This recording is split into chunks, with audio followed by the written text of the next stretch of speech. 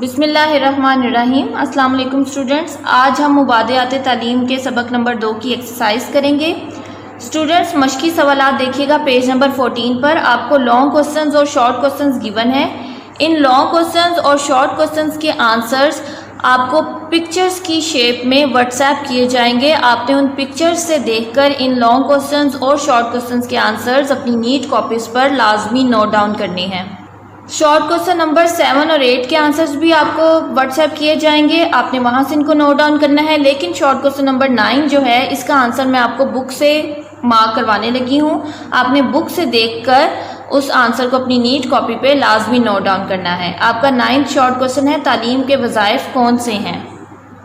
Students page number 11 पर आइए। तालीम के वज़ाइफ की हेडिंग आपको नज़र आ रही होगी। आपने शॉर्ट क्वेश्चन नंबर 9 का आंसर यहाँ से लिखना है। तालीम 3 अहम वज़ाइफ सर अंजाम देती है। नंबर 1 सकाफ़ती विरसे का तहफ़्फ़ुज़ और मुंतक़ली। नंबर 2 सकाफ़त की तश्कील नौ। नंबर 3 फ़र्द की ज़रूरियात की तकमील। अब हम चलते हैं पेज नंबर 15 पर, जहाँ पर क्वेश्चन नंबर 8 ट्रू फॉल्स यानी सही और गलत फ़िक्रात का है। पाकिस्तान एक नज़रियाती मुल्क है जो इस्लाम के नाम पर हासिल किया गया। सही। इल्मुल तालीम का मज़मून मैट्रिक से PhD तक मुतारिफ़ हो चुका है। सही। साइंस और फ़न एक ही चीज़ के दो नाम हैं। गलत। तहज़ीबी विरसे की मुंतक़ली सिर्फ़ तालीमी इदारों की ज़िम्मेदारी नहीं है। सही। सकाफ़ती विरसे का तहफ़्फ़ुज़ रस्मी तालीम के बग़ैर मुमकिन है। गलत। बच्चे के अवलीन असाज़ा इसके वालिदैन होते हैं। सही। सकाफ़त के अमली पहलू में बहुत ज़्यादा तब्दीलियाँ वाक़या हो रही हैं। सही। सकाफ़त हमेशा तग़य्युर पज़ीर रहती है, कभी जामिद नहीं होती। सही। रसूल अकरम सल्लल्लाहु अलैहि वसल्लम बच्चों के खेलों में दिलचस्पी लेते थे। सही। मुतअल्लिम की ज़रूरियात की फ़राहमी की ज़िम्मेदारी माशरा पर आयद होती है। सही। अब हम करेंगे क्वेश्चन नंबर 9 जो कि फिलिंग द ब्लैंक्स का है। मुनासिब अल्फाज से खाली जगह पुर करें। तालीम फ़र्द की जामे और मुकम्मल नशोनुमा में मदद करती है। इसमें रस्मी और गैर रस्मी तालीम भी शामिल है। नंबर 2 तालीमी इदारों की निगरानी करने वाले इल्मुल तालीम के मुताले के बग़ैर तालीमी अमूर को नहीं समझ सकते। मकासिद तालीम, तालीमी पॉलिसी, तरबियत, असातिज़ा, तदवीन निसाब, तलबा और असातिज़ा के मामलात ऐसे मौज़ूआत हैं जिनका ताल्लुक़ बराह रास्त इल्मुल तालीम से है। इल्मुल तालीम के दो रुख हैं, ये साइंस भी है और आर्ट भी। साइंसी तर्ज़ फ़िक्र की बुनियाद हर शय का मारूज़ी मुताला है। जिस इल्म के अज्जा में बाहम रब्त ना हो वो साइंस नहीं। अब हम चलते हैं क्वेश्चन नंबर 10 की तरफ। Choose the best answer. तालीम का सबसे अहम फरीज़ा है माशरती ज़िंदगी की तश्कील नौ। तालीम का सबसे बड़ा मकसद है तलबा की तरबियत। पाकिस्तान के लोगों की अक्सरियत है नाख्वानदा। जो चीज़ तजुर्बे और मुशाहिदे में आए कहलाती है साइंस। तालीम के अहम वज़ाइफ की तादाद है 3। अब हम चलते हैं क्वेश्चन नंबर 11 की तरफ जो कि मैच द कॉलम का है। जॉन डुई ने कहा माशरती ज़िंदगी की तश्कील नौ ही असल में तजुर्बा की तंजीम नौ है। माशरे के क़याम के लिए एक मुश्तरक सकाफ़त का होना ज़रूरी है। साइंस का ताल्लुक़ सिर्फ़ मादी पहलू से है। कौमी यकजहती के लिए सकाफ़त का एक होना ज़रूरी है। माशरा तवक्को रखता है कि नई नस्ल इसकी सकाफ़त को अपनाए। तालीम का एक इंतहाई अहम फरीज़ा ये है कि वो सकाफ़त की तश्कील नौ करती है। नाख्वानदा और नीम ख्वानदा माशरे में काम नहीं देती जमहूरियत। स्टूडेंट्स आपको जितना एक्सरसाइज का काम कराया गया है, आपने जो ऑब्जेक्टिव वर्क है उसको अपनी बुक पर ही नोट डाउन करना है। लेकिन जो लॉन्ग क्वेश्चंस और शॉर्ट क्वेश्चंस हैं इनके आंसर्स पिक्चर से देखकर आपने अपनी नीट कॉपीज़ में लाजमी नोट करने हैं और वो पिक्चर्स आपको व्हाट्सएप की जाएंगी इंशाल्लाह। जो एजुकेशन पढ़ते हैं पेज नंबर 33 निकालिए अपनी बुक्स का। चैप्टर नंबर 2 की एक्सरसाइज स्टार्ट करने लगे हैं हम। सेक्शन नंबर 1 है multiple choice question. Education is a process as well as a product. Education enhances human personality and organizes human society. Education provides a positive direction to our multidimensional development.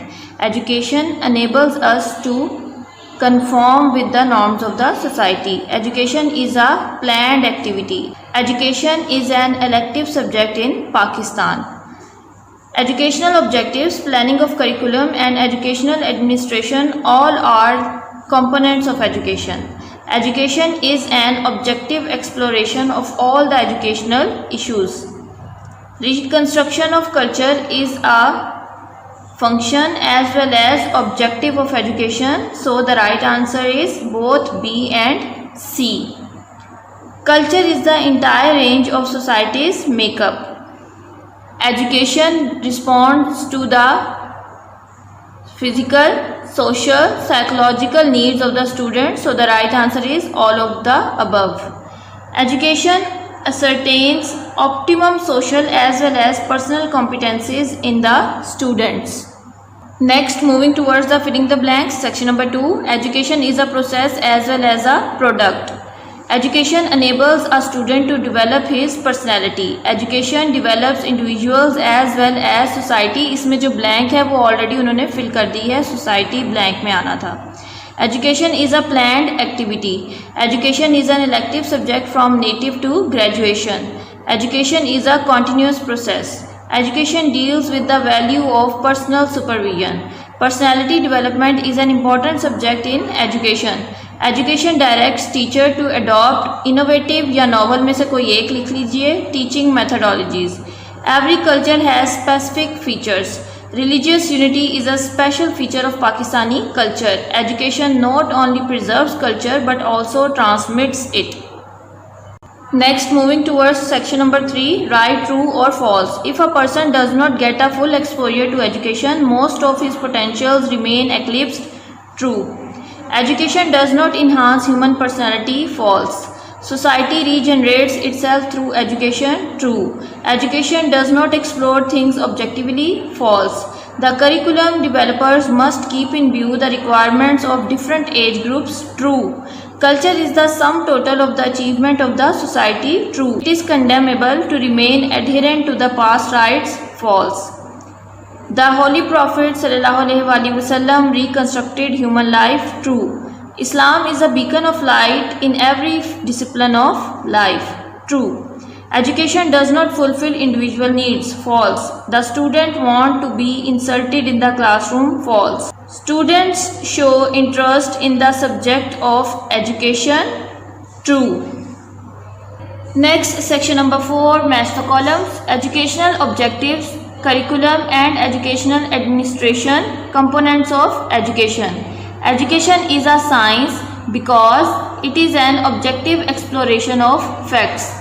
Education is an art because it is a creative process. Educational supervisors must know how to supervise.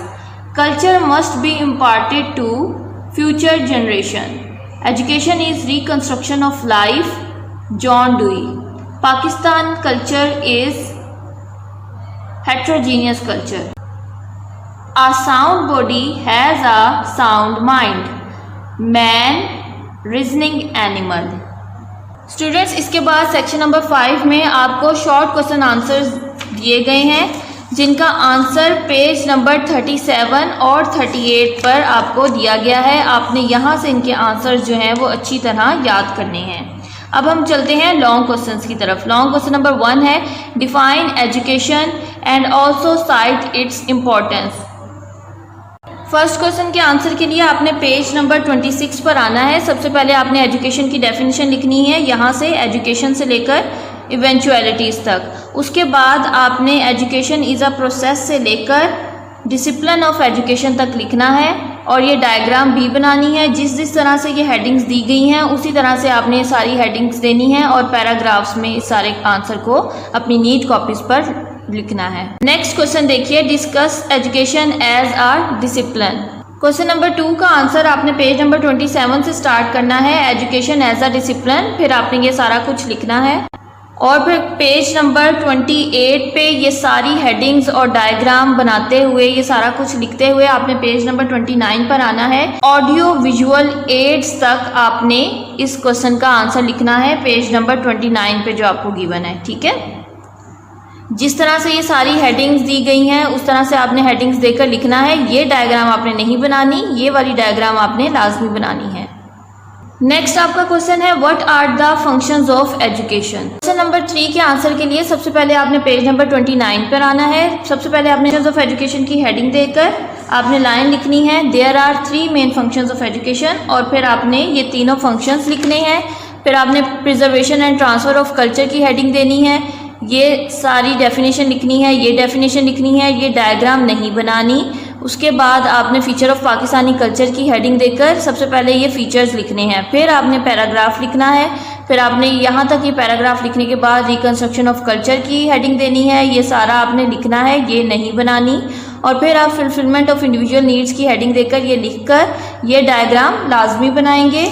उसके बाद आपने ये सारी individual needs जो हैं ये इस तरह से हेडिंग्स में लिखकर इनको एक्सप्लेन कर देना है, और यहाँ पर क्वेश्चन नंबर 3 का आंसर जो है वो कंप्लीट हो जाएगा। स्टूडेंट्स, आज मैंने आपको जितना भी एक्सरसाइज का काम करवाया है, ऑब्जेक्टिव आपने सारा अपनी बुक पर नोट करना है लाजमी, और जो लॉन्ग क्वेश्चंस हैं वो आपने लाजमी बुक से देखकर अपनी नीट कॉपीज़ पर नोट डाउन करने हैं और उनको बहुत अच्छे तरीके से ज़ुबानी याद भी करना है।